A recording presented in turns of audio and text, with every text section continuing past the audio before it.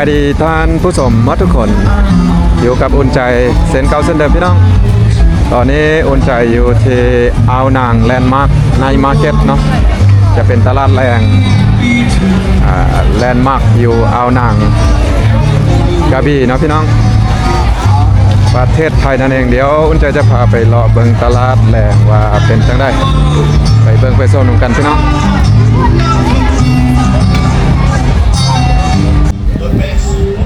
เข้ามาโซนนี้น่าจะเป็นโซนอาหารการกินน่าจะมีอาหารการกินอยู่โซนทางในแต่ว่าทางขวามือนี้เห็นมีเสื้อผ้าต่างๆเครื่องของทีละนึกพี่น้องนักท่องเที่ยวก็ถือว่าหลายเลย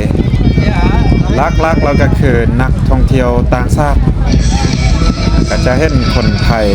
บางส่วนแต่ลักคือนักท่องเที่ยวพี่น้องนี่คือช่วงโลซีซั่นอยู่ที่อ่าวนางก็จะเป็นเมืองอ่าวนางหรือว่าตำบลอ่าวนางจังหวัดกระบี่นั่นเองพี่น้องอยู่ภาคใต้ของประเทศไทยเดี๋ยวลองสียางไปทางหน้านี่เติมได้หนึ่งพาเบิงอยู่ทางหน้านี่สิ้นสุดอยู่หน้านี่บอกเลยว่ามีไปต่อหลังจากนั้นจะพาไปเบิงโซนอาหารต่างๆทางซ้ายมือนี้น่าจะเป็นสนามมวยพี่น้องสนามมวยแม่เนาะเมื่อนี้เห็นเพิ่นโฆษณาอยู่ว่ามีคู่เด็ดว่าซั่นพี่น้องอุ่นใจก็ยักเข้าไปเบิ่งอยู่แต่ว่าเวลาอาจจะบ่พอนะบ่มีเวลาพออยากเข้าไปเบิ่งอยู่พี่น้องจุดนี้ก็ถือว่าสิ้นสุดอยู่นี่เนาะสิ้นสุดอยู่นี่เดี๋ยวจะย่างออกไปอีกฝากเนาะทางหน้าพุ่นเพื่อไปพาไปเลาะเบิ่งโซนอาหารพี่น้องนี่เลยโซนอาหารเดี๋ยวจะพาเลาะเข้าไปเบิ่งอยู่ทางในจุดนี้ค่ายังเนาะโอ้จระเข้พี่น้องคร็อกโคไดล์ปิ้งจระเข้เข้าไปเบิ่งแป๊บหนึ่งพี่น้องว้าวหัวขี้แค่ไล่เลยเนาะบาร์บีคิวปิ้งจระเข้อุ่นใจก็บ่เคยกินจากเถื่อแล้วก็บ่กล้ากินเนาะปกติก็ได้ยินเพิ่นว่าแซ่บอยู่ว่าซั่นซีนขี้แค่เนาะว้าวหัวใหญ่ๆพี่น้องเอามาโซ่ดึงดูดลูกค้าเนาะหัวจระเข้จุดนี้มีไล่อยู่อาหารมีไล่แนวอยู่พี่น้องก็ถือว่าเป็นตลาดที่กว้างพอสมควรใหญ่พอสมควรตลาดแหล่งพี่น้องบ่แน่ใจว่าอยู่เขตอ่าวนางนี่มีจุดเดียวนี่บ่ตลาดหรือว่ามีหลายบ่อนตอนนี้ก็ยังบ่ทันเด็กเถื่อยังเป็นหัวแรงอยู่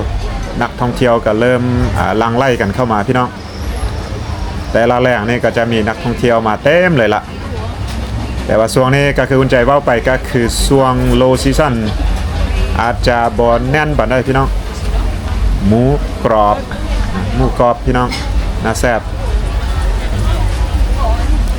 ฝนตกวางหนึ่งพี่น้องฝนตกมายังแห้งเลยแต่ว่าตอนนี้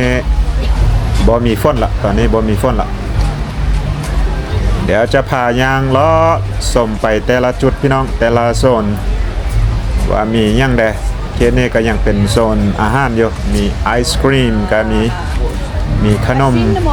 ต่างๆพี่น้อง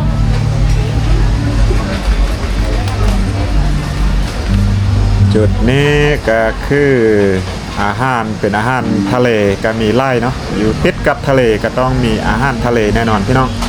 อาหารทะเลนี่ก็จะสดเลยล่ะพี่น้องเอ้ยเดี๋ยวจะย่างอ้อมเข้าไปอีกฝั่งจะย่างอ้อมเข้าไปอีกซอยเนาะอีกจุดหนึ่งว่ามีอาหารที่ว่า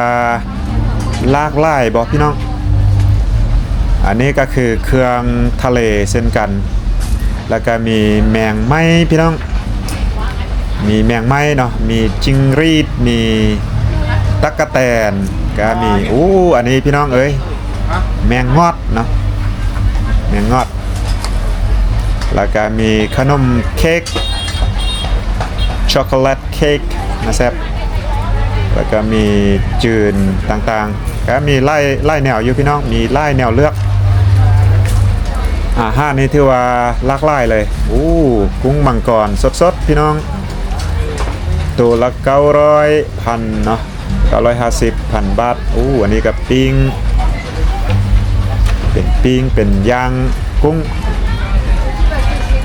อาหารนี่ถือว่าหลากหลายพี่น้องหลากหลายแล้วก็ใหญ่พอสมควรโซนอาหารนี่ก็ใหญ่กว้างพอสมควรเพื่อรองรับนักท่องเที่ยว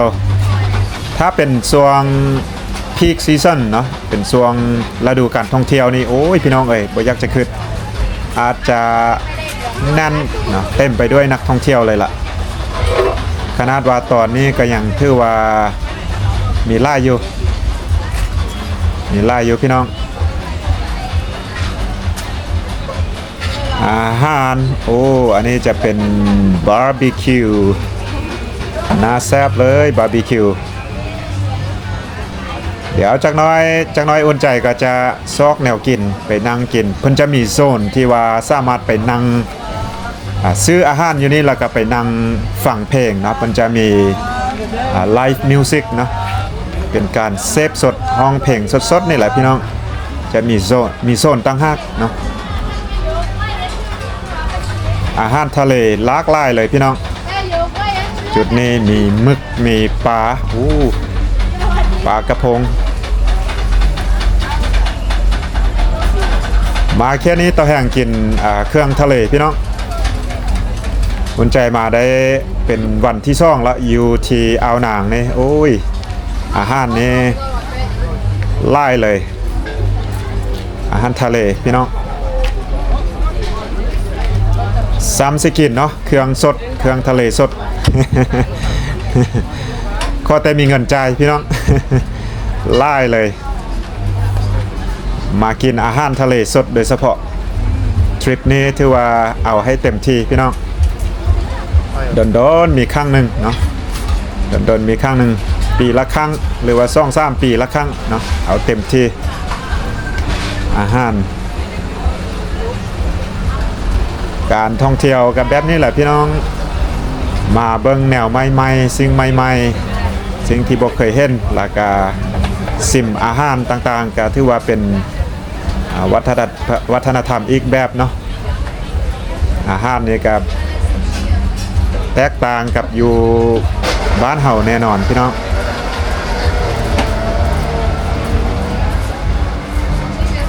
สนใจข้อเลาะเบิ่งกันเนาะพาทานผู้ชมเลาะเบิ่งไปเรื่อยๆก่อนหลังจากนั้นเราจึงสิซอกแนวกินพี่น้อง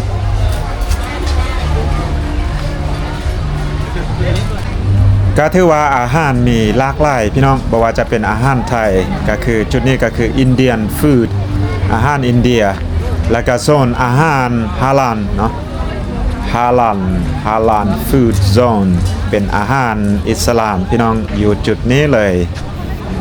ก็ถือว่าอยู่ตลาดแห่งนี้ก็มีอาหารหลากหลายให้ท่านได้เลือกกินเลือกซิมนำกันก็ถือว่าสุดยอดเดี๋ยวอุ่นใจจะพาย่างเลาะไปเขตทางหน้านี่จุดนี้เป็นโซนยังเนาะค่ายเครื่องทั่วไปละพี่น้องเป็นเครื่องบอกว่าจะเป็นเครื่องโอท็อปหรือว่าเครื่องทีละนึกต่างๆเสื้อผ้าก็มีเดี๋ยวจะย่างเลาะไปเขตนี้ว่ามียังไงเนาะอยู่จุดนี้ทางหน้าพุ่นก็มีโซนที่ว่าให้เด็กๆลิ้นเส้นกันพี่น้อง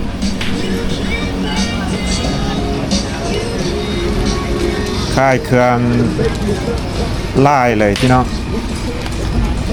สวัสดิ์เสวยกว้างขวางดีสถานที่กว้างขวาง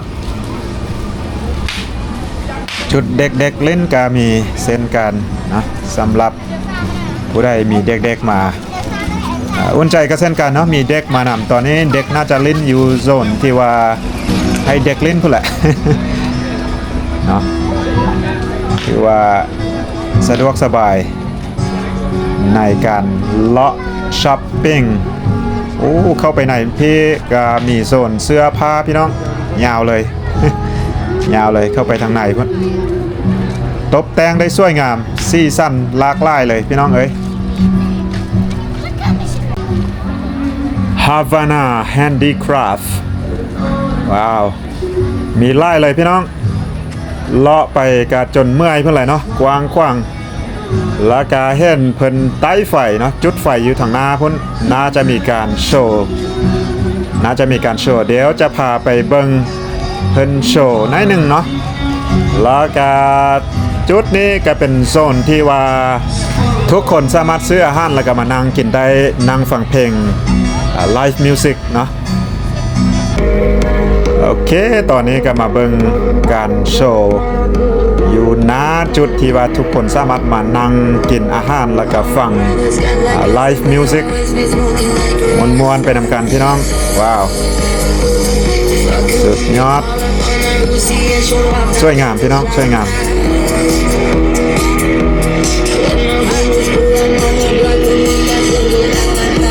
เก่งหลายพี่น้องเก่งหลายสุดยอดเลยเข้ากันดีเนาะ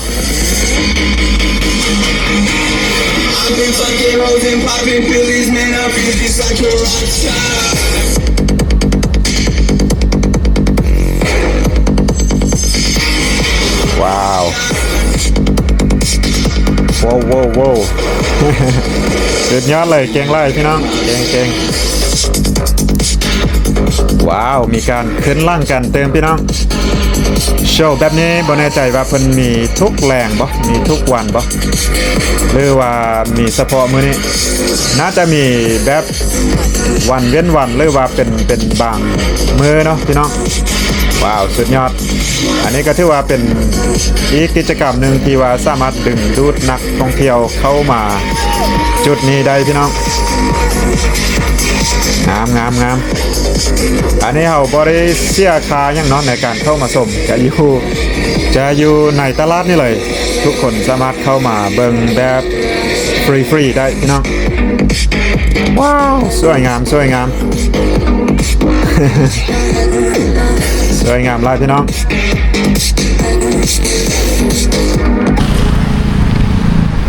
โอเคตอนนี้เรากำลังนั่งรถตุ๊กๆกลับที่พักพี่น้องกลับโรงแรม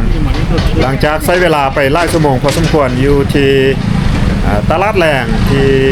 อ่าวนางพี่น้องอ่าวนางจังหวัดกระบี่นั่นเองอันนี้ก็คือบรรยากาศทางกลับไปบอนเฮาพักจากตลาดเนาะว้าวคือว่านักท่องเที่ยวนี่ไล่เลยพี่น้องเพราะว่าจะอยู่ตามซ่องข้างทางแบบนี้ทานไล่หรือว่าอยู่ที่ตลาดกันไล่เช่นกันพี่น้องนักท่องเที่ยวก็ที่ว่าเป็นจุดนักท่องเที่ยวมาพักมาเศร้าแล้วก็มาเล่นไล่สมควรเนาะอยู่ที่กระบี่พี่น้องบรรยากาศตามข้างทางก็จะประมาณนี้โอเคก็สิประมาณนี้แหละเนาะพี่น้องเนาะจังได้ก็ขอบใจทุกท่านทุกFC ขอบใจท่านผู้ชมทุกคนสำหรับการเข้ามาเบิ่งมาชมซองอุ่นใจเนาะพี่น้องแล้วก็กดไลค์กดแชร์ให้อุ่นใจหรือว่าซัพพอร์ตซองเฮามาโดยตลอดพี่น้องหวังว่าคงจะเจอกันคลิปต่อไปพี่น้องไปลุ้นว่ามื้ออื่นเฮาจะไปใส่แต่ว่าก็ยังสิอยู่ในเขตกระบี่นี่แหละพี่น้องรุ่นว่าเขาจะไปใส่น่าจะไปเที่ยวเกาะนะเกาะต่างๆโอเคก็สิประมาณนี้พี่น้องเจอกันคลิปต่อไปเนาะสำหรับคลิปนี้ขอจบไปถึงตรงนี้ก่อนเจอกันสบายดีบายบายพี่น้อง